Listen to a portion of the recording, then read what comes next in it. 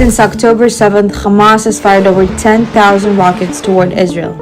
Just for reference, that is more than the number of rockets fired by Hamas in Operation Guardian of the Walls and in Operation Protective Edge combined. Out of these rockets, which are fired indiscriminately with the intent to kill Israelis, many misfire and land inside Gaza, endangering the lives of Gazans. Remember the Al Ali hospital that was struck by a rocket?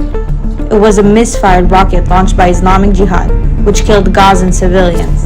When Hamas fires rockets from highly populated areas such as mosques, youth centers, and amusement parks, the risk for civilian casualties caused by Hamas is much higher.